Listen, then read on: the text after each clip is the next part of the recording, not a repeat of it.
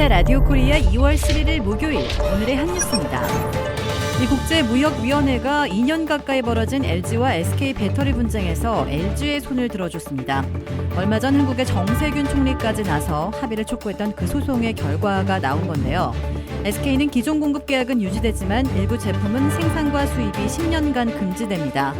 조 바이든 대통령이 60일 이내 거부권을 행사하지 않을 경우 이 결정은 곧바로 효력이 발휘됩니다. 바이든 대통령이 거부권을 행사하지 않으면 SK이노베이션으로서는 미국 내 사업을 위해서는 LG 에너지 솔루션과 합의를 할 수밖에 없습니다. 미 국제무역위원회가 미국 내 자동차 생산을 위해서 유예기간을 인정했지만 포드의 경우 4년, 복스바겐은 2년밖에 시간이 없습니다. 이에 따라 차타누가에 위치한 복스바겐 공장에 배터리를 납품하기 위한 목적으로 건설된 조지아주 잭슨 카운티의 SK 배터리 아메리카 공장은 2년이 지나면 아예 쓸모가 없는 시설로 전락하게 됩니다. SK 입장에서는 바이든 대통령의 거부권 행사가 마지막 희망입니다. 바이든 정부의 친환경 정책 때문에 거부권을 행사할 수 있다는 전망이 제기되고 있는 가운데 SK가 포드와 대규모 계약을 맺고 있는 만큼 미국 기업을 보호하기 위해서라도 거부권을 행사할 수 있다는 것입니다. 하지만 문제는 그동안 미국 대통령이 단 한 번도 미 국제무역위원회의 결정에 거부권을 행사한 적이 없다는 사실입니다. 미 국제무역위원회가 대통령 직속기관이기는 하지만 법원에 버금가는 사법권을 갖고 있기 때문에 권력 분립 차원에서 함부로 거부권을 사용하지는 못하리라는 전망이 현재로서는 더 우세합니다. SK 입장에서는 LG와의 합의를 늦추게 되면 더 큰 손실을 입을 수도 있습니다. LG 측은 침해된 영업비밀에 상응하고 주주와 투자자가 납득할 수 있는 합의안이 제시되지 않는 경우 미 국제무역위원회의 최종 승소 결과를 토대로 델라웨어 연방지방법원에 제기한 영업비밀 침해 품목에 대한 미국 내 사용금지와 손해배상 청구 소송 등 국내외에서 진행 중인 소송에 대해서도 단호하게 임해 나갈 것이라고 밝혔습니다. 바이든 대통령이 시진핑 중국 국가주석과의 취임 21일 만에 처음으로 전화통화를 가졌습니다. 바이든 대통령은 통화에서 불공정 무역과 홍콩 위구르 인권 탄압, 타이완 위협 등에 대해 문제를 제기하며 중국을 강하게 압박했는데요. 앞으로도 미국과 중국 간의 갈등이 상황이 녹록지 않을 것으로 보입니다. 중국의 불공정한 경제 관행에 대해서도 우려를 나타냈습니다. 이에 대해 시진핑 주석은 타이완, 홍콩 문제는 중국의 내정이라며 반박한 것으로 전해졌습니다. 이번 통화는 트럼프 행정부에 이어 바이든 행정부도 대중국 강경론을 택하며 취임 초반부터 양국 간의 갈등이 고조되는 상황에서 이루어졌습니다.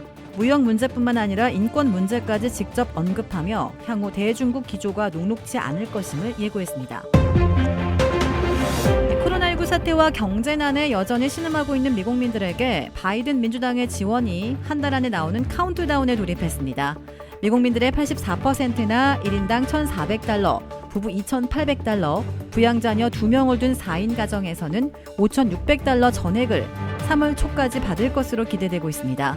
민주당 최고 지도부는 1조 9천억 달러 규모의 바이든 미국 구조 계획을 이번 주 법안으로 확정한 후 2월 22일에 시작되는 주간에 최종 가결해 3월 1일 시작되는 주간에 $1,400씩 입금시켜 줄 것으로 예고되고 있습니다.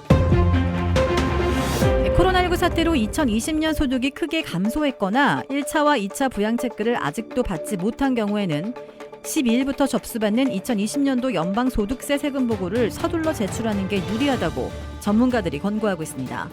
현재 법제화 작업 중인 바이든 코로나19 구호 패키지는 2018년 또는 2019년이 아니라 2019년 또는 2020년 세금 보고를 근거로 지원되기 때문에 소득 감소자와 1, 2차 체크를 못 받은 경우 일찍 세금 보고를 끝내는 게 유리한 것으로 나타났습니다.